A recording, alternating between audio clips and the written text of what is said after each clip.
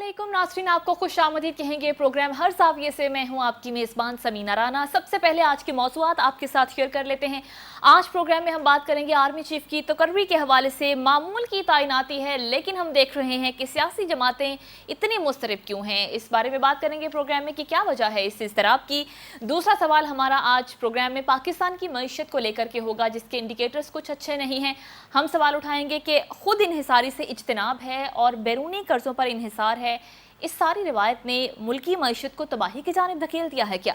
इसके बाद जो तीसरा और एक अहम टॉपिक आज के हवाले से, सिंध हाई कोर्ट ने कराची हैदराबाद में फौरी बलदियाती इलेक्शन शेड्यूल करने का हुक्म दे दिया है कि इसका शेड्यूल जारी किया जाएगा। सवाल हम अपने मेहमानों के सामने रखेंगे कि क्या इक़्तिदार अब निचली सतह तक मुंतकिल हो जाना चाहिए, इसकी बहुत ज़्यादा ज़रूरत है। अपने मेहमानों का तारुफ करवा दूँ। मेरे साथ तशरीफ़ रखते हैं प्रोग्राम में ज़ाकिम खान साहब, सीनियर एनालिस्ट हैं, जावेद मलिक साहब, सीनियर तजियाकार, सना मिर्ज़ा, सीनियर सहाफ़ी, सीनियर एनालिस्ट मेरे साथ तशरीफ़ रखती हैं, नुसरत हारिस साहिबा, सीनियर सहाफ़ी और सीनियर एनालिस्ट। तमाम मेहमानों को खुश आमदीद कहेंगे। बहुत शुक्रिया, आपने अपना कीमती वक्त निकाला।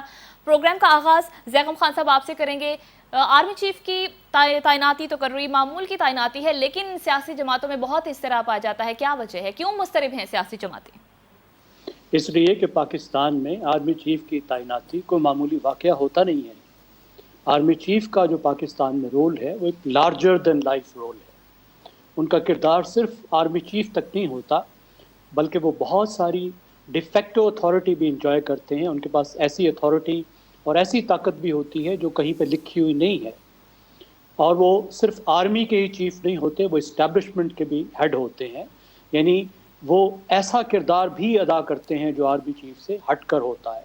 तो उनका सियासत पर और मुल्क के तमाम मामलात पर, खारजा पॉलिसी पर, सब पर असर होता है। तो ऐसी सूरत हाल में पाकिस्तान की सियासी जमातें ये समझती हैं कि शायद ये वो मौका है जब वो बादशाह गर बन सकते हैं, यानी वो बादशाह बना सकते हैं। और अगर वो देखभाल कर ऐसा बंदा बनाएं जो उनको शायद सपोर्ट करे, जिसकी जिसकी ऐसी खसूसियात हों कि उनको बहुत ख़तरा ना हो, और अगर वो पिक करें तो शायद वो ओबलाइज्ड फील करे। ये गलतियां वो बार बार करती हैं। लेकिन अभी जो एक और मसला आ गया है, इस दफ़ा क्यों ज़्यादा अहम हो गया है, कि पाकिस्तान में अभी थोड़ा अर्सा पहले एक हाइब्रिड सिस्टम ख़त्म हुआ है। और लोग तो कहते हैं कि पता नहीं ख़त्म हुआ है या नहीं हुआ है। यानी एक ऐसा सिस्टम था जिसमें डिफेक्टो अथॉरिटी और डिजोरे अथॉरिटी के दरमियान में हद फासिल ख़त्म हो गई थी। यानी वो अख्तियारात जो आइन में लिखे हैं और वो अख्तियारात जो आइन में नहीं लिखे हुए, इनमें जो हद फासिल थी वो ख़त्म हो गई। और उस वक्त की हुकूमत इस चीज़ को सेलिब्रेट करती थी जी, खुशी मनाती थी। वो कहती थी जी ये वन पेज है और ये हाइब्रिड सिस्टम है। वो बड़े खुश होते थे। अब वो बहुत ही अनकंफर्टेबल हैं। और इमरान खान इस वक्त बाकायदा एक मुहिम चला रहे हैं, और उनकी मुहिम का जो मकसद है वो ये है कि हाइब्रिड सिस्टम को वापस लाया जाए। वो पाकिस्तान की फ़ौज को ये नहीं कह रहे कि आप अपने आइनी किरदार पर वापस चले जाएं। वो उनको कह रहे हैं कि आप वापस आएँ और मेरी मदद करें, सियासी किरदार अदा करें।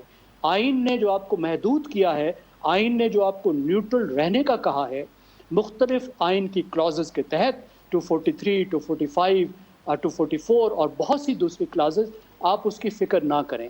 आप डिफेक्टो और डिजोरेट अथॉरिटी की फ़िक्र ना करें। आप वापस आएँ और आकर मेरी मदद करें। लेकिन मेरे ख्याल में वो वक्त गुजर गया है। फ़ौज ने देख लिया कि जी, हाइब्रिड सिस्टम एक नाकाम तजर्बा था।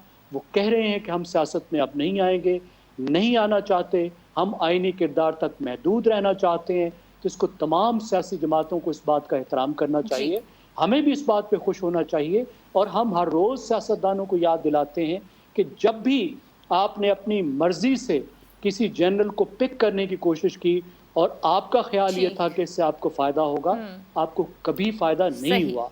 क्योंकि जो आर्मी का चीफ होता है वो सबसे पहले इंस्टीट्यूशन का हेड होता है जी, और अपनी इंस्टीट्यूशन की बेहतरी और इंस्टीट्यूशन के मफादात का जिम्मेदार होता है। सही जवाब आ गया। जावेद मलिक साहब, सर क्या कहेंगे आप? ने बड़ी अच्छे अंदाज में एक बैकग्राउंड दे दी है। और ऑब्वियसली ये चीज़ तो हमारे मुल्क में बिल्कुल वाज़ेह है कि 70-75 साल से ऑलमोस्ट हम जब से आज़ाद हुए, इस्टेब्लिशमेंट का एक रोल तो रहा है, चाहे वो बाज़ाब्ता तौर पर एज ए मार्शल लॉ हो या कभी हमने देखा कि सेटलमेंट रहते हुए एक किरदार अदा किया गया, जिसको हमारे दोस्त अभी हाइब्रिड निज़ाम कह रहे थे। لیکن میرے لیے جو حیران کن بات ہے، تقریباً 15-20 سال میرا بھی میڈیا سے تعلق رہا ہے اور میں دیکھتا رہا ہوں بڑی قریب سے، انفیکٹ جب سے یہ سیٹلائٹ ٹیلی ویژن شروع ہوئے، یہ ٹاپکس ایسے تھے کہ جو ہم ان کو ڈسکس نہیں کیا کرتے تھے. اور اگر آپ ابھی بھی دیکھ لیں جن کو ہم ہمیشہ اگزامپل دیتے ہیں کہ مدر آف ڈیموکریسی ہے جیسے برطانیہ ہے، جو ویسٹرن ڈیموکریسیز ہیں، کیا وہاں پہ کوئی ایک پروگرام مجھے دکھاتے ہیں آپ جہاں پہ آرمی چیف کے اپوائنٹمنٹ کو ڈسکس کیا جا رہا ہو؟ کوئی ایسا ایک مجھے کالم دکھا دیں، کوئی ایسا وہاں پہ تجزیہ کار دکھا دیں جو ان چیزوں کو جو ہے زیر بحث لا رہا ہو کہ ملک کی اسٹیبلشمنٹ کا کیا رول ہے، سیاست کا کیا رول ہے. یقیناً میں یہ نہیں کہہ رہا کہ باقی ممالک میں اسٹیبلشمنٹ کا رول نہیں ہوتا، لیکن میں یہ سمجھتا ہوں، یہ میری رائے ہے، اور maybe it's not a very popular view in آج کی جو پولیٹیکل ڈسکورس ہے، کہ ہمارے ملک کے نیشنل انٹرسٹ میں نہیں ہے کہ ہم آرمی چیف کے اپوائنٹمنٹ کو اتنا بڑا ایشو بنا کے اس کو ایک نیشنل ڈیبیٹ پہ لے آئیں. اب آپ سوال کریں گے کہ یہ تو ہو گیا ہے، کیوں ہوا ہے ایسا؟ پہلے بھی تو ہوتا رہا ہے. زیگر صاحب ایگری کریں گے کہ یہ ہمارا جو رول رہا ہے اسٹیبلشمنٹ کا، یہ تو شروع سے رہا ہے، 50 سے شروع کر لیں اسکندر مرزا صاحب کے زمانے سے. لیکن کبھی بھی اس طرح سے پبلک ڈسکورس میں یہ باتیں نہیں آئیں. اب کیوں آ گئی ہیں؟ تو without blaming any one, Khan صاحب کو یہ سوال خان صاحب کے سپورٹرز کی طرف جاتا ہے کہ وہ ہیں جو اس چیز کو گھسیٹ کے بالکل پبلک ڈومین میں لے آئے ہیں. اور اب وہ کبھی آرمی آفیسرز کے نام لے رہے ہیں، کبھی وہ ان کو مسٹر ایکس کہتے ہیں، کبھی نیوٹرل کہتے ہیں، کبھی جانور کہتے ہیں، کبھی کیا کہتے ہیں. تو ایسا انہوں نے ایک ڈیبیٹ جو ہے اس کو جنم دے دیا ہے، جو میں سمجھتا ہوں، یہ میری رائے بالکل آبجیکٹیولی ایز اے پاکستانی، میں یہ سمجھتا ہوں کہ یہ موضوعات زیر بحث نہیں ہونے چاہیے ہمارے ملک کے. ہمارے ملک میں بہت بڑے بڑے مسائل ہیں.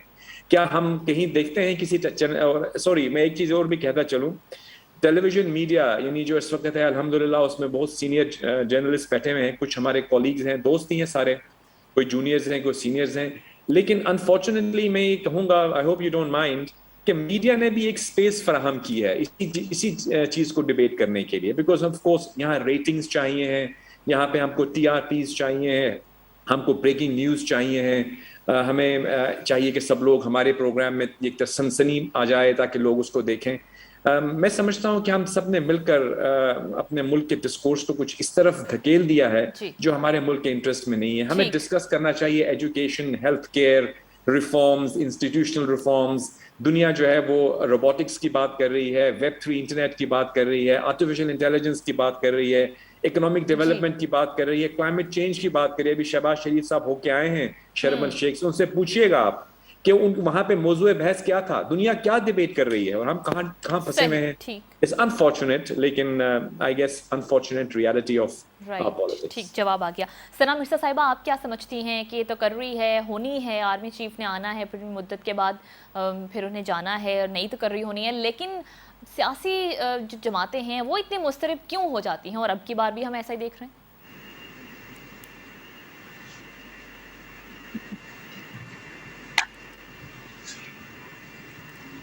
ثنا صاحبہ، آپ کو آواز آ رہی ہے؟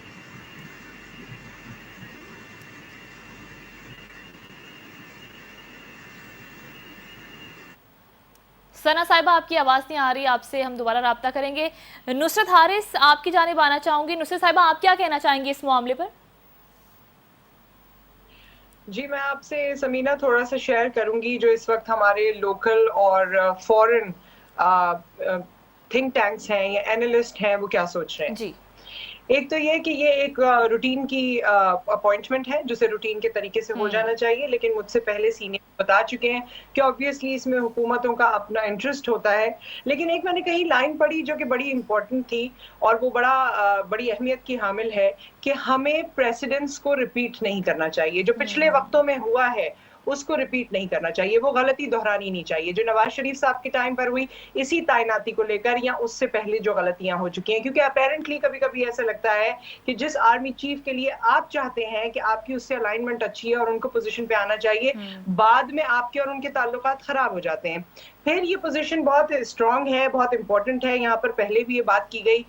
باجوہ صاحب کی اپوائنٹمنٹ کے بعد اور جس طرح سے ان کا ٹینیور رہا، اس کے بارے میں ایک زاویہ یہ ہے کہ اس سے جو جاب ڈسکرپشن تھی آرمی چیف کی اس دائرے کو بڑھا دیا گیا، اس میں اور بھی بہت ساری چیزیں آ گئی. شاید واشنگٹن سے کال آنا، بیجنگ سے کال آنا اور برسل سے کال آنا یہ ایک بات تھی جو پہلے بھی کی جاتی تھی. چیف آف آرمی اسٹاف کو پہلے بھی لوپ میں لیا جاتا تھا, جو کام کروانے ہوتے تھے وہ پہلے بھی ان کو کالز آتی تھی, but now it has become a norm, now it has become open to everybody. تو ان کی جو جورسڈکشن تھی یا ان کا جو کام تھا, جو چیف آف آرمی اسٹاف کا ہم سب نے ایک لگا بندھا ہوا کام سوچا ہوا ہے, یا جس طرح کانسٹیٹیوشن میں ہے, اس کا ہورائزون یا اس کا اسپیکٹرم بڑھ گیا ہے. اب جو نیا آنے والا ہے اس سے بہت ساری چیزیں انٹرنلی اینڈ ایکسٹرنلی ایکسپیکٹ کی جائیں گی.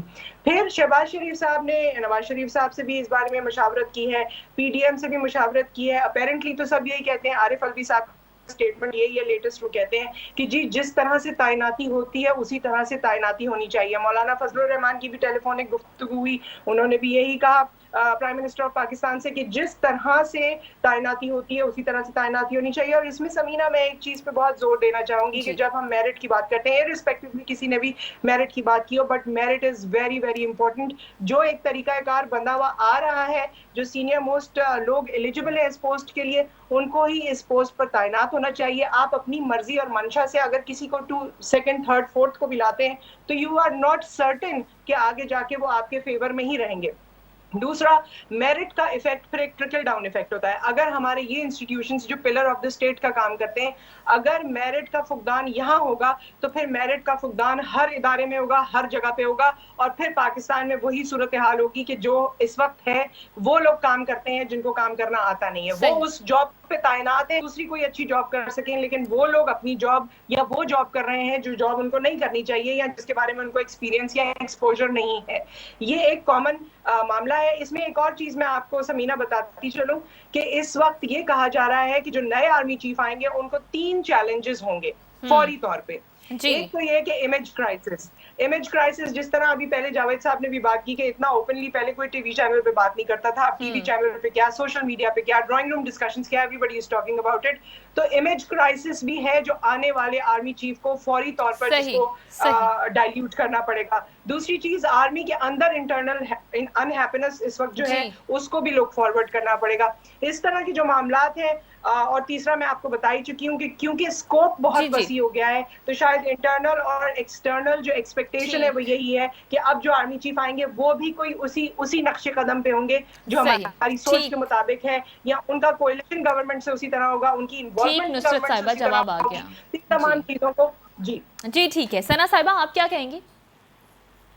سمینہ, یہ بڑا امپورٹنٹ ایشو ہے, اور میرے خیال ہے کہ نواز شریف صاحب اور ان کی جو گورنمنٹ اس وقت ہے انہوں نے ماضی سے سبق نہیں سیکھا, لیکن اس کے باوجود اس وقت جو حالات ہیں ان کی مجبوری ہے کہ ان کو اکارڈنگ ٹو سینیورٹی چلنا پڑے گا, کیونکہ مشرف صاحب کا جو تجربہ تھا اس سے شاید میاں صاحب آج تک باہر نہیں آ سکے, اور آبویسلی اس لیے وہ سینیورٹی کو پریفر کر رہے ہیں. اور جو لسٹ میں افراد ہیں ان کو مد نظر رکھتے ہوئے بھی اس مرتبہ یہ تہیہ کیا گیا ہے کہ سینیورٹی پہ فوکس کیا جائے گا. لیکن اصل جو مقصد تھا خان صاحب کا وہ یہ تھا کہ وہ اس ایشو کو اتنا کنٹروورشل بنا دیں کہ اس کے بعد کوئی بھی آرمی چیف آئے وہ پاکستان تحریک انصاف کے انڈر پریشر رہے, یا کم از کم پولیٹیکل سسٹم کے انڈر پریشر ہے. اور میں سمجھتی ہوں کہ اس کا کریڈٹ خان صاحب کو دینا چاہیے کہ انہوں نے وہ ٹارگٹ اچیو کر لیا ہے. اس میں 2-3 امپورٹنٹ چیزیں جو میں آپ کو بتانا چاہوں گی. ایک تو یہ, خان صاحب کی پریفرنس تھی کہ جن کو وہ تعینات کروانا چاہتے ہیں جو سینیورٹی میں اس لسٹ میں 4-5 نمبر پر آتے ہیں اور ان کے قریبی سمجھے جاتے ہیں, بظاہر جو حالات نظر آتے ہیں اس کے مطابق, خان صاحب ان کو اوپر لانے میں کامیاب نہیں ہو سکے, اور اس کے لیے بڑا اسٹریٹ نو کیا گیا. اس کے بعد دوسری چیز یہ رہی کہ خان صاحب نے پھر کوشش یہ کی کہ جو موجودہ آرمی چیف ہیں ان کو کسی طریقے سے کم از کم 6-8 ماہ کے ڈیوریشن کے لیے ایکسٹینڈ کروایا جائے اور اس دوران الیکشنز کروائے جائیں. اس چیز کو آپ یہ سمجھ سکتی ہیں کہ اس وقت کی موجودہ حکومت نے پاکستان تحریک انصاف کو ٹرک کی بتی کے پیچھے لگا دیا, اور یہ کہا کہ جی ہم کیبنٹ ڈویژن میں اس چیز کو ڈسکس کریں گے اور اس کے بعد ہو سکتا ہے آرمی ایکٹ میں ترمیم کی جائے. لیکن یہ سارا ایشو جو ہے وہ اس قدر مینیپولیٹ ہو گیا کہ اس کے بعد خان صاحب کو بظاہر پچھلے 2 روز کے دوران بارہا یہ کہنا پڑا کہ جی ہم آرمی چیف کی تعیناتی کے ایشو سے پیچھے ہٹ چکے ہیں, اور اب ریسنٹلی انہوں نے آج یہ کہا ہے کہ جی یہ چیف جسٹس کی طرح ہونی چاہیے, یعنی اکارڈنگ ٹو سینیورٹی ہونی چاہیے. لیکن اگر میں اکارڈنگ ٹو سینیورٹی کی بات کروں تو 26 نومبر سے پہلے سینیورٹی میں جو ٹاپ پر شخصیت آتی ہے پی ٹی آئی کو اس کے اوپر بھی ریزرویشنز ہیں. تو اب دیکھنا یہ ہے کہ اسحاق ڈار صاحب آج جو میسج لے کر گئے ہیں عارف علوی صاحب کے پاس, اور انہوں نے اس کے بعد کہا کہ جی اکارڈنگ ٹو کانسٹیٹیوشن جو کچھ مجھے دیا جائے گا میں اس کے اوپر اوکے کر دوں گا. تو اب ٹاسک یہ ہے سب سے پہلے اس وقت کی گورنمنٹ کے پاس کہ آیا وہ اپنی مرضی کے آرمی چیف کو لگوا پاتی ہیں اور اس کو ان کانٹروورشل رہنے دیتی ہیں یا پھر نہیں, کیونکہ خان صاحب کو کنٹرول کرنا اور ان کی اسپیچز کو کنٹرول کرنا اس وقت کی گورنمنٹ جو ہے وہ اس میں بالکل انسکسیسفل نظر آتی ہے ہمیں. صحیح, ٹھیک ہے جی. ثنا صاحبہ آپ کا جواب بھی آ گیا. ناظرین یہاں پروگرام میں ایک بریک شامل کریں گے ہم, اور جب ہم بریک کے بعد واپس آئیں گے تو جو ہمارا دوسرا سوال ہوگا وہ پاکستان کی معیشت کو لے کر ہوگا. بات کریں گے, ساتھ رہیے گا.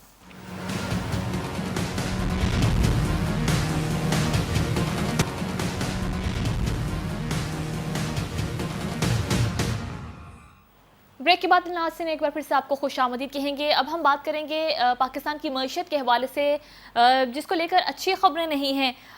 جاوید ملک صاحب آپ سے سوال ہے, خود انحصاری سے اجتناب کرنا اور بیرونی قرضوں پر انحصار کرنا یہ روایت ہے, کیا آپ سمجھتے ہیں کہ اس چیز نے ملکی معیشت کو تباہی کی جانب دھکیل دیا ہے؟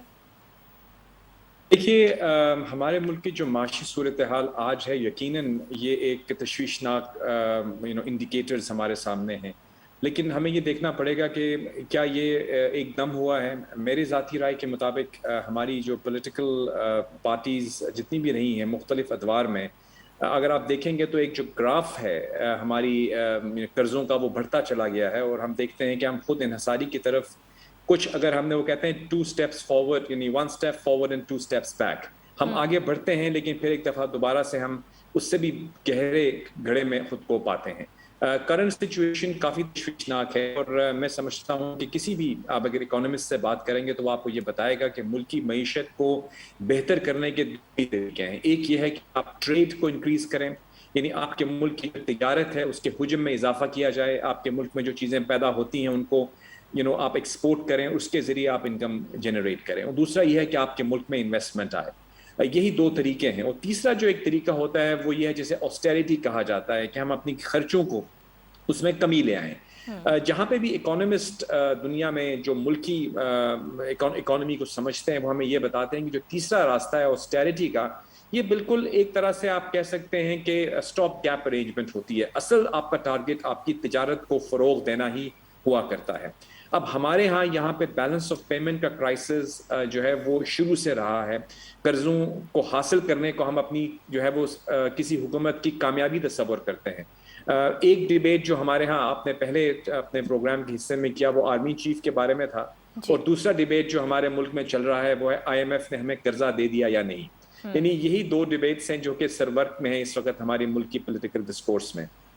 اور ہمیں ایک طرح سے میں سمجھتا ہوں کہ انٹلیکچوئل پیرالسس ہو چکا ہے, بیکاز لوگ شاید یہ سمجھ بیٹھے ہیں کہ اگر ہم آئی ایم ایف کا پروگرام ہمیں مل جاتا ہے تو یہ اس حکومت کی کامیابی ہوگی اور یہ حکومت پھر جو ہے اپنا ٹائم پورا کر لے گی. دیکھیے یہ پروگرام مل جانا کوئی کامیابی نہیں ہے ان کرنٹ سچویشنز, وہ تو مزید آپ کے ساتھ اتنے زیادہ مشکل ٹرمز اینڈ کنڈیشنز ہیں جو کہ جب آپ کے اوپر امپلیمنٹ کریں گے تو آپ کی اکانومی مجھے نہیں لگتا کہ بہتری کی طرف جائے گی. اسی لیے جو ہمارے ملک میں کچھ سنجیدہ لوگ ہیں, میں کہوں گا کہ ابھی بھی سنجیدہ لوگ موجود ہیں جو کہ ایک بحث برائے بحث جو چل رہی ہے میڈیا میں اس سے ہٹ کے ملک کے انٹرسٹ میں سوچتے ہیں, وہ یہ سمجھتے ہیں کہ اس وقت ملک کی اکانومی کو کمپلیٹلی اے پولیٹیکل ہونا چاہیے. یہاں پہ جو چارٹر آف اکانومی کی جب بات کی گئی تھی لوگوں نے اس کا مذاق اڑایا, لیکن اصل میں وہی ایک راستہ ہے جو ہے road map towards recovery.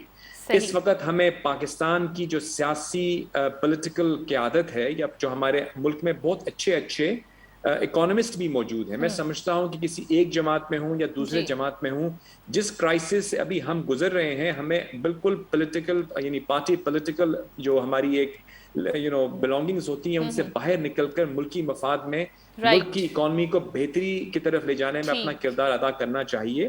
Shahbaz شریف صاحب اس وقت جو ہیں وہ برسر اقتدار ہیں, اور اسحاق ڈار صاحب کے پاس بہت وسیع تجربہ تو ضرور ہے, لیکن ہماری گزارش یہی ہوگی کہ اس وقت ایک نیشنل کنسنسس کے ساتھ ملک کی اکانومی کو بہتر بنانے کے لیے چارٹر آف ڈیموکریسی کی جو بات آپ اپوزیشن میں کیا کرتے تھے, اب آپ کو اللہ نے موقع دیا ہے, آپ اس کو امپلیمنٹ کریں اور اپنی تمام پولیٹیکل پی ڈی ایم میں تمام کافی حد تک ہماری جو پولیٹیکل ڈسکورس ہے وہ موجود ہے, لیکن ہمیں کچھ ایسے لوگوں کو بھی انگیج کرنا پڑے گا جو کہ اے پولیٹیکل ہیں, جو کہ ٹیکنوکریٹس ہیں, تبھی جا کے ہم ملک کو ریکوری کی طرف لے کے جا سکیں گے, ورنہ یہ دن بدن اللہ نہ کرے ہم ایک بھنور میں پھنستے چلے جا رہے ہیں. اور آئی ہوپ کہ اس میں سے ہم نکل پائیں گے with some serious thinking انشاءاللہ. رائٹ, انشاءاللہ.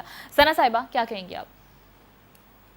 سمینہ, جہاں تک اکانومی کی بات ہے تو اگر آپ کو یاد ہو جب شہباز شریف صاحب اپریل مئی میں جنہوں نے گورنمنٹ جب ٹیک اوور کیا تھا تو اس وقت بھی کئی ماہ سے یہ بات بازگشت کر رہی تھی کہ جی ملک دیوالیہ ہونے والا ہے, اگر ایسی سچویشن میں عمران خان صاحب کو نہیں ہٹایا جاتا تو شاید بینک کرپٹ ہو جاتا, پاکستان ختم ہو جاتا, اکانومی کولیپس کر جاتی. اس کے بعد شہباز شریف صاحب آئے, بڑے انہوں نے سہانے خواب دکھائے. اس کے بعد ہم نے دیکھا کہ مفتاح اسماعیل صاحب آئے, انہوں نے بھی جادو کی چھڑی چلانے کی کوشش کی, وہ کامیاب نہیں ہوئے. اینی ریزن ان کو ہٹا دیا گیا. اس کے بعد اسحاق ڈار صاحب آئے اور لگا کہ سب کچھ ٹھیک ہو جائے گا, باقاعدہ ان کو لندن سے بلایا گیا اور جس طریقے سے وہ آئے اس سے لگتا یہ تھا کہ وہ پورے سسٹم کو ٹھیک کر دیں گے. لیکن نتیجہ کیا ہے, پچھلے کچھ ہفتوں سے ہم دیکھ رہے ہیں کہ اکانومی میں جتنے مسائل ہو سکتے تھے وہ پیدا ہو رہے ہیں. اور پھر ایک مرتبہ یہ چیز اس وقت اسلام آباد میں کیپٹل میں گردش کر رہی ہے کہ کیا واقعی پاکستان ایک مرتبہ پھر دیوالیہ ہونے کے دہانے پر ہے. کیا وجہ ہے کہ وزیر اعظم پاکستان کو سعودی عرب جانا پڑا ہے, چین سے بات کرنی پڑی ہے, دوسرے ممالک سے بات کرنی پڑی ہے.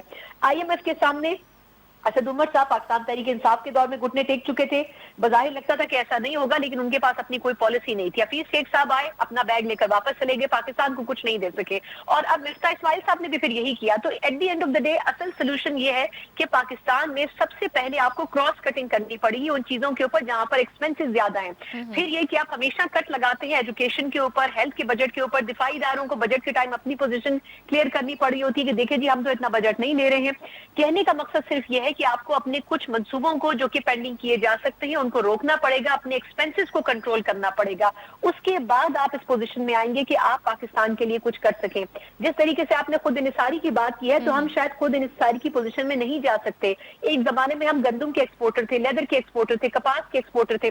آج یہ وقت ہے کہ ہمیں یہ چیزیں امپورٹ کرنی پڑ رہی ہیں. تو پھر اس کا مطلب یہ ہے کہ پاکستان کی جو پالیسیز ہیں پچھلے 10 سال میں ڈیموکریٹک گورنمنٹس میں وہ پالیسی ناکام ترین پالیسی تھی. جو دعوے کیے گئے وہ بھی ناکام ترین تھے. آج کی تاریخ میں 62 خرب سے زائد کے قرض اور واجبات ہمارے اوپر موجود ہیں. تو کیا کچھ میجرز کر چکی ہے نون لیگ اور ان کی جو اتحادی جماعتیں ہیں ان کی گورنمنٹ, کیا پالیسیز رہیں؟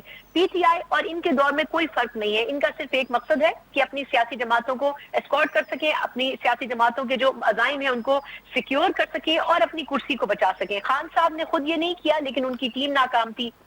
شہباز شریف صاحب سے ایکسپیکٹیشن تھی لیکن شہباز شریف صاحب کی ٹیم ایون اسحاق ڈار صاحب کی انٹری کے بعد بھی کچھ نہیں کر سکی ہے. اور آنے والے دنوں میں بھی یہ چیز سسٹین نہیں ہوگی جب تک کہ کوئی دوسرا بڑا ملک جو کہ برادر اسلامی ملک ہو سکتا ہے یا کوئی اور برادر ملک ہو سکتا ہے وہ ہمیں اکنامکلی سپورٹ نہ کرے. کیونکہ IMF کے ساتھ جتنا کچھ ہم کر سکتے تھے وہ ہم ان کے ساتھ کر چکے ہیں, شیئرنگ کر چکے ہیں, ڈیٹا ان کو دے چکے ہیں, CPEC کو ہم کھول چکے ہیں.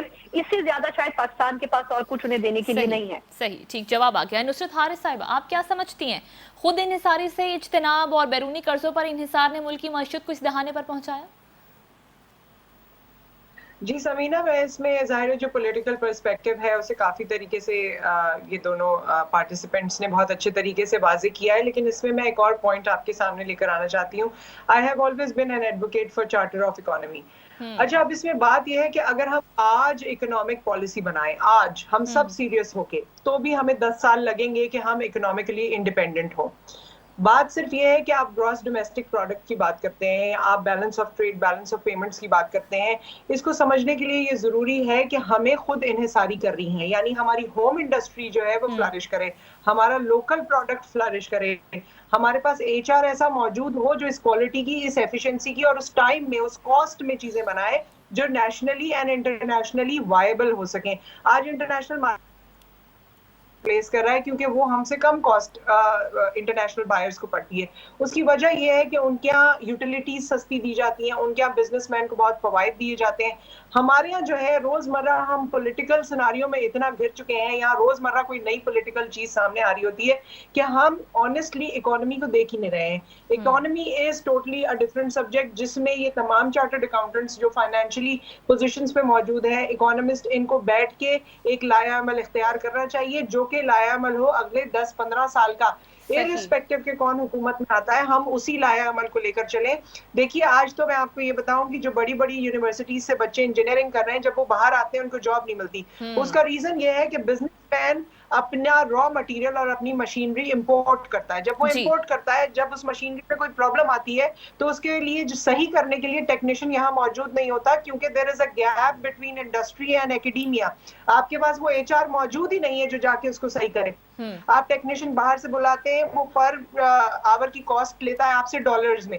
हमारे पास इस डिस्टेंस को, मैंने जैसे आपको कहा, ये चार्टर ऑफ इकोनॉमी में एकेडेमिया आएगी, इसमें इंडस्ट्री आएगी, इसमें पॉलिटिक्स आएगी, इसमें तमाम लोगों को सर जोड़ के बैठना पड़ेगा और उसके बाद आप अपने मुल्क के हवाले से उसकी इकोनॉमी को कुछ लाया अमल इख्तियार कर सकते हैं। There are other things as well. लेकिन कर्जे हमें लेने क्यों पड़ते हैं? कर्जे हमें इसीलिए लेने पड़ते हैं क्योंकि डोमेस्टिकली हम एम्पावर्ड नहीं है, क्योंकि इंटरनेशनल मार्केट में जाके हम एम्पावर्ड नहीं है। उसके बहुत सारे रीजंस हैं, जिसमें हमारे यहाँ लॉ एंड ऑर्डर की सिचुएशन भी है, जिसमें हमारी अनसर्टेनिटी भी है, जिसमें हमारी वो पॉलिसीज भी है। किसी एक शख्स की जगह दूसरे को ले आना कि जी अब ये फाइनेंस मिनिस्टर आ गया है, अब ये अकाउंट्स देखेगा, अब ये पॉलिसी बनाएगा, that is not only the solution. कोई पार्टी आके जादू की छड़ी नहीं चलाएगी जो सब कुछ चेंज हो जाएगा अकाउंट्स में। उसके अलावा आपको बजट में या बाकी तमाम चीजों में जितना पैसा आप ग्रॉस डोमेस्टिकली बना रहे हैं, जितना आपके पास इन हाउस आ रहा है, जितने आपके खर्चे हैं, जितना आप कर्जा ले रहे हैं, जितनी उसकी वापसी है, उस सब का ये बाकायदा बैलेंस शीट बनती है, प्रॉफिट एंड लॉस बनता है, जिसमें आपको समझ में आती है कि जी आपका मुल्क कहाँ जा रहा है या कहाँ जाना चाहिए। सो फॉर दैट ये पॉलिटिकल बहस से निकल के ऑपोजिशन को और मौजूदा हुकूमत को, पीडीएम को, सबको सर जोड़ के बैठना चाहिए और really concentrate and they really want to change the economic crisis at this time. सही जवाब आ गया ज़िया खान साहब। समीना साहिबा, आपने जो सवाल पूछा है ये पाकिस्तान का नंबर 1 सवाल होना चाहिए, जिस पर हमें हर रोज़ बहस करनी चाहिए कि हम माशी तौर पर पीछे क्यों जा रहे हैं, वो क्या वजूहात हैं और हम इसका किस तरह हल निकाल सकते हैं। एक बात तो तय है कि हमारा माशी मसला पब्लिक फाइनेंस मैनेजमेंट का मसला नहीं है, ये खाली IMF से हल होने वाला मसला नहीं है, ये चार्टर्ड अकाउंटेंट्स का मसला नहीं है, ये पॉलिटिकल इकानमी का मसला है। वो किस तरह? देखिए आज के दौर में सब मुल्क ग्लोबल सप्लाई चेन का हिस्सा होते हैं, वो ट्रेड करते हैं, एक्सपोर्ट्स भी करते हैं, इंपोर्ट्स भी करते हैं, और उनकी कोशिश होती है कि ट्रेड में उनको एडवांटेज हो। वो एक्सपोर्ट ज़्यादा करें, इंपोर्ट कम करें। इंपोर्ट भी ज़रूर करें, इंपोर्ट तो साथ करनी पड़ती है, लेकिन उनकी एक्सपोर्ट उनकी इंपोर्ट से ज़्यादा हो। हमने कभी एक ट्रेडिंग नेशन के तौर पर सोचा ही नहीं है। हमने पाकिस्तान को हमेशा एक सिक्योरिटी स्टेट के तौर पर सोचा है।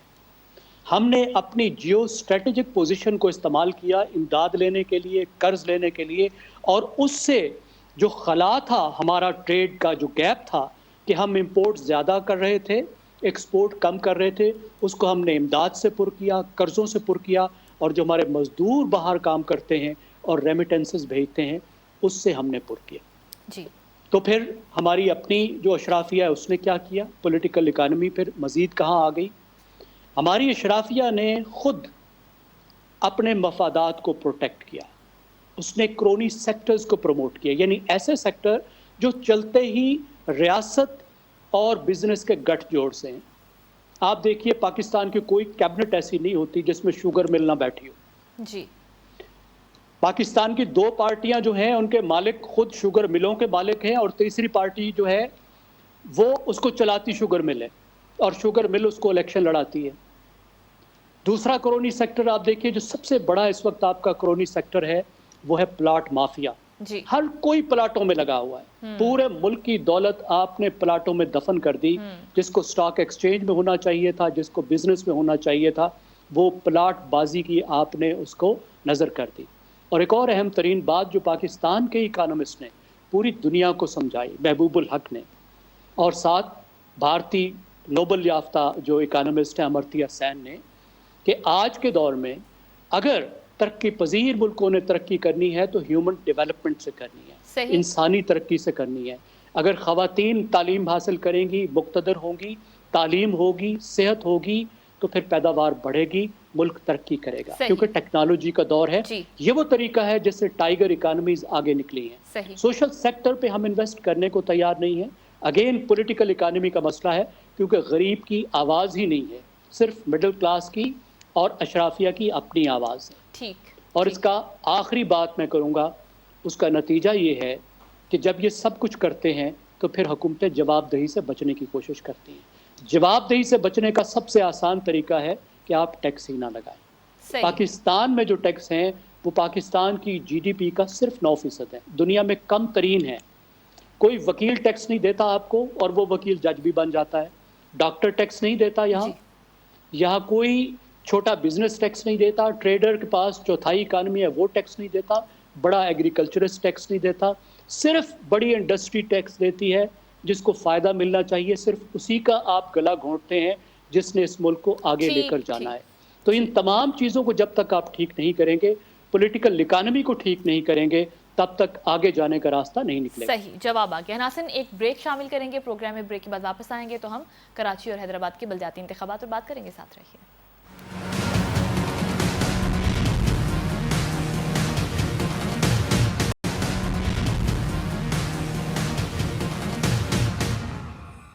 ब्रेक के बाद एक बार फिर से प्रोग्राम में खुशामदीद कहेंगे। अब हम बात करेंगे कराची हैदराबाद में बलदियाती इंतखाबात को लेकर सिंध हाई कोर्ट ने फौरी शेड्यूल जारी करने का हुक्म दिया है। सना साहिबा, आप क्या समझती हैं कि इक़्तिदार अब निचली सतह तक मुंतकिल हो जाना चाहिए?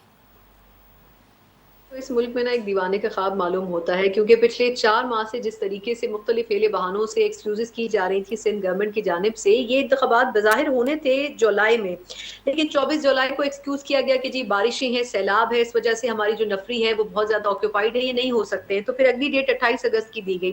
28 अगस्त को फिर ये कहा गया कि जी ये मसाइल हैं और सैलाब की वजह से ये नहीं किया जा सकता है, तो तकरीबन 23 अक्टूबर तक का टाइम दिया गया। लेकिन 23 अक्टूबर को जाके एक नया एक्सक्यूज़ सामने रखा गया कि जी ये जो इदारे हैं और जो सिक्योरिटी की सूरत हाल है, अपने ओमान को कंट्रोल नहीं किया जा सकता है कराची और हैदराबाद जैसे शहरों में। तो अब असल इशू ये है कि सिंध गवर्नमेंट की इंटेंशन नहीं है कि ये इंतखाबात कराए जाएं, और ये सिर्फ सिंध गवर्नमेंट का मसला नहीं है, या पाकिस्तान पीपल्स पार्टी का मसला नहीं है। माजी में हमने हमेशा से ये देखा है कि जब भी कोई डेमोक्रेटिक सिस्टम आता है, हम अमूमन ये बात करते हैं कि जब आमराना दौर होता है उस वक्त ये सिस्टम इतने इफेक्टिव क्यों होते हैं, क्योंकि उसमें जो ग्रास रूट लेवल है उसके ऊपर इख्तियारात को डिवाइड किया जाता है और लोगों को फैसिलिटेट किया जाता है। और एक्सपेक्टेशन ये होती है कि जब ऐसे पॉलिटिकल सिस्टम्स आएंगे, डेमोक्रेटिक गवर्नमेंट्स आएंगी, तो उस वक्त अवाम ज्यादा फैज़याब होंगे। लेकिन हमेशा हमारे यहाँ उल्टी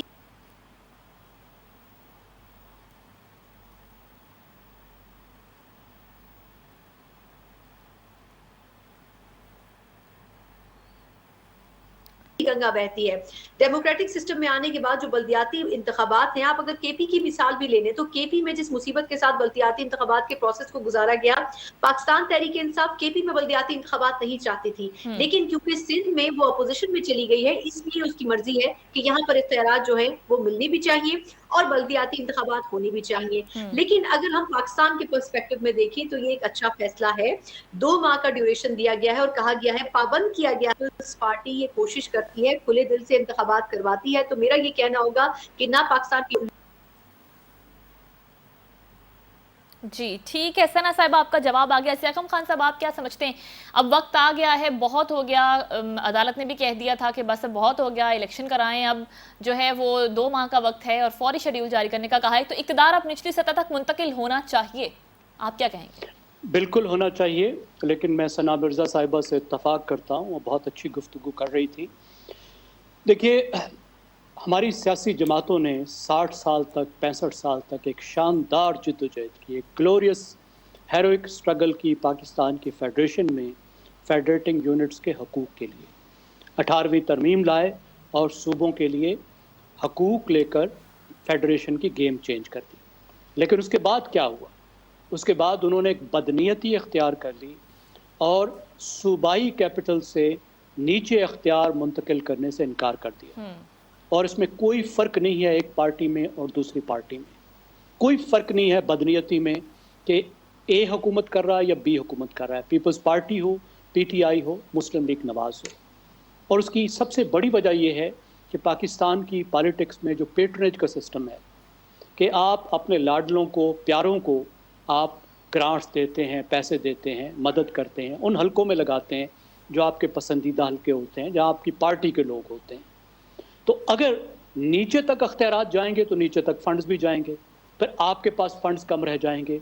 उन फंड्स को सूबों में मोनोपोलाइज करना है, دوسرا خطرہ یہ ہے کہ جب نیچے حقوق جائیں گے, نیچے اختیارات جائیں گے, جو پاکستان کا آرٹیکل 140A کہتا ہے کہ آپ نے انتظامی اختیارات بھی ان کو دینے ہیں, مالی اختیارات بھی دینے ہیں, سیاسی اختیارات بھی دینے ہیں, تو پھر نیچے سے نئی لیڈرشپ بھی ابھرے گی. جو اس وقت کی جو لیڈرشپ ہے, جو مستحکم خاندان ہیں سیاست میں, ان کے لیے وہ چیلنجز پیدا ہوں گے, وہ بھی یہ لوگ نہیں چاہتے. اب آئین میں تو لکھا ہوا ہے کہ یہ سب کچھ ہوگا, لیکن عدالتیں دھکے دے کر 2 قدم آگے کرتی ہیں صوبائی حکومتوں کو, اور تھوڑی دیر میں وہ 4 قدم پیچھے ہو جاتی ہیں. مثلا دیکھیے کہ پاکستان کی عدالتیں پنجاب میں الیکشن کروانے میں مکمل طور پہ ناکام رہی. پہلے ایک دفعہ شہباز شریف صاحب نے ختم کی, اور پیچھے جب پی ٹی آئی نے یہ لوکل گورنمنٹس ختم کی تو توہین عدالت کی حد تک بھی وہ چلے گئے, لیکن انہوں نے لوکل گورنمنٹس بحال نہیں کی. اور جب لوکل گورنمنٹس کی میعاد ختم ہو گئی تو پھر الیکشن نہیں کرائے, آج تک بھی نہیں کرائے گئے. پنجاب میں لوکل گورنمنٹ نہیں ہے.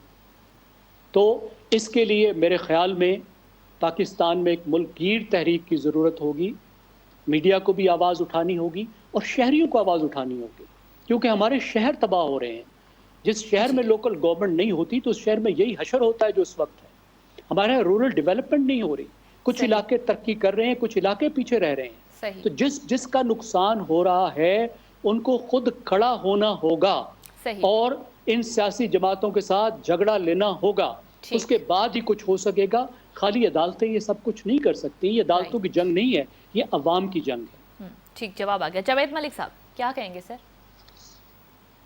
تو یہ بہت اچھی بات ہے کہ کوئی بھی جو ڈیموکریٹک شخصیت ہو یا ہمارا مائنڈ سیٹ جو ہم ڈیموکریسی میں یقین رکھتے ہیں, تو ہم اس چیز کو ان پرنسپل تو ایگری کریں گے کہ جو عوام کو امپاور ہونا چاہیے, اختیارات جو ہیں وہ نچلی سطح پر چلے جانے چاہیے. لیکن یہ وہ ایک ایلوسیو ڈریم ہے جو کہ پاکستان میں میرے خیال میں ایوب خان صاحب کے زمانے سے بیسک ڈیموکریسی کا ایک نظام آیا تھا, اسے کہتے تھے بی ڈی ممبرز. تو اس وقت سے لے کر یہ ایک ایسا خواب ہے جو کہ عوام کو دکھایا جا رہا ہے کہ جو ہے نچلی سطح کے اوپر ہم ایک جو ہے وہ اختیارات دے دیں گے. مشرف صاحب آئے, انہوں نے بھی کہا کہ انہوں نے, آپ کو یاد ہوگا, ضلع ناظم اور تحصیل ناظم اور ایسے کچھ انسٹیٹیوشنز بنائے تھے, اور انہوں نے کہا تھا کہ ہم جو ہے وہ ڈیموکریسی کو گاؤں اور تحصیل کی سطح پر لے جائیں گے. یہ سب وہ ڈریمز ہیں جو کہ دکھائے جاتے ہیں عوام کو. لیکن میرے سے پہلے جو صاحب زیغم صاحب بات کر رہے تھے, میں ان سے ایگری کروں گا, کیونکہ یہاں پہ ہماری جو پولیٹیکل ڈسپنسیشن ہے وہاں پہ سینٹرلائز کیا جاتا ہے پاور کو. عمران خان صاحب جب ادھر کے پی کے میں تھے تو آپ نے دیکھا کہ کس طرح سے انہوں نے اس کو اوائڈ کیا. یہ تو وہ ملک ہے جہاں پہ آپ کو خان صاحب آج ایڈمٹ کر رہے ہیں کہ ان کی جو غلطیاں تھیں, ان میں سے ایک غلطی عثمان بزار صاحب کو لگا کے رکھنا تھا پنجاب میں, اور ان کو کہا جاتا تھا کہ عثمان بزار کو ریپلیس کریں بیکاز پاکستان کا سب سے بڑا صوبہ جو ہے وہ ان سے نہیں چل رہا تھا. لیکن کیوں انہوں نے رکھا تھا اس کو وہاں پہ, بزار صاحب کو؟ ہمارے دوست ہیں بزار صاحب, بڑے اچھے آدمی ہیں, لیکن اتنا بڑا صوبہ ان کی گورننس سکلز میں شامل نہیں تھا. یعنی why did عمران خان صاحب choose to do so? Because وہ پاور اپنے پاس مرکوز رکھنا چاہتے تھے. وہ ولنگ نہیں تھے کہ انہی کی جماعت میں سے کوئی شخص انڈیجنس آئے جو کہ اس صوبے میں کہیں خدا نہ خواستہ لیڈر نہ بن جائے, ان کو چیلنج نہ کر لے. یہی ایگزامپل آپ دوسری جماعتوں پہ بھی لے کے جا سکتے ہیں. ہمارے سندھ میں قائم علی شاہ صاحب, سائیں صاحب جب تھے, ہمارے بہت ہی سینئر پولیٹیشین ہیں اور بہت قابل احترام ہیں. آپ کو یاد ہوگا کہ کس طرح لوگ ان کو کہا کیا یعنی ان کے بارے میں کہا جاتا تھا. لیکن زرداری صاحب یا Peoples Party wanted to have the grip in their own hands. ابھی بھی اگر آپ دیکھیں تو مجھے نہیں لگتا کہ کوئی بھی جو شخص اقتدار میں آتا ہے وہ یہ چاہے گا کہ اور لیڈرز کریٹ ہوں, پاور سینٹرز کریٹ ہوں. تو انفارچونیٹلی یہ ایک گراؤنڈ ریالٹی ہے ہمارے ملک کی جو کہ انفارچونیٹ ہے. لیکن آپ کا سوال جہاں تک اس کا تعلق ہے کیا ایسا ہونا چاہیے, تو 100% ہونا چاہیے. لیکن وہ کیسے ہوگا, یہ ایک ایسا ڈیبیٹ ہے جس نے ہمیں, میں سمجھتا ہوں کہ ایٹ لیسٹ 60 یا ایٹ لیسٹ 55 سال سے تو عوام کو یہ خواب دکھایا جا رہا ہے کہ اقتدار جو ہے وہ ان کے لوکل سطح پہ آ جائے گا, لیکن وہ ابھی تک اس کی طرف کوئی پیش قدمی نہیں ہوئی.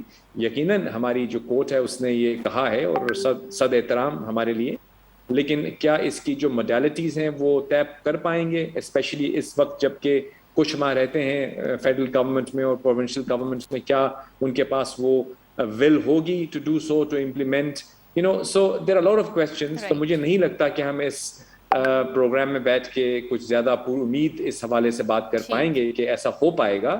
لیکن آپ کا سوال حق بجانب ہے کہ ہونا چاہیے ضرور لیکن ہوتا ہوا نظر نہیں آ رہا مجھے. ٹھیک ہے جی، جاوید ملک صاحب آپ کا جواب آ گیا. زیکم خان صاحب، جاوید ملک صاحب، ثنا مرزا صاحبہ، نصرت حارث صاحبہ، میرے تمام مہمانوں کی آمد، قیمتی وقت، قیمتی تجزیے کا بہت شکریہ. ناظرین، پروگرام سے اجازت دیجیے، آپ سے اگلے ہفتے ملاقات ہوگی. اللہ نگہبان.